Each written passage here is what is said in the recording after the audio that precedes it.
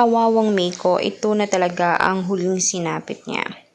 Ika niya, nagkasakit siya, nagkaroon siya mismo ng depression, anxiety at trauma dito kay Patrick Bernardino, ang kanyang ex-husband na talagang pinalamo niya, sinigurado niyang ligtas, lagi pinatira sa bahay niya at gumawa sila ng isang pamilya at siya din mismo ang wawasak dahil sa isang kabit lamang.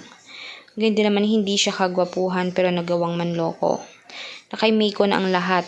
May pera si Meiko, mahal siya, naging martyr si Meiko kahit paulit-ulit niya itong ginamit at niloko. Ganyan pa man ang mismong health ni Meiko ay ang kanyang concern dahil nga talagang lumala. Nagkaroon siya mismo ng mild na, kumbaga hindi naman papuntang stroke pero biglang natumba na lamang siya. Hindi niya kasi maiwasan ang maging malungkot, madepress sa mga bagay na nangyari sa kanya na hindi pala nabibili ng pera ang mismong kasiyahan.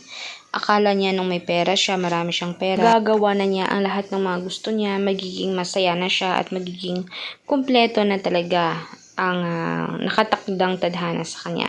Yun pala, dahil nga sa isang kabit ay bigla na lamang nagsilabas ang mga sakit ni Meiko. Minsan na rin na-diagnose itong si Meiko. Matagal na sila sana ni Patrick at nagkaroon sila ng 2 anak.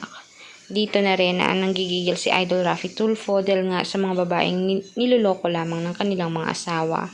Hindi talaga deserve ito. Makukulong dapat ito. Kaya for more public videos guys, please mag-subscribe, i-click ang notification bell, i-share ang ating videos. Maraming salamat po.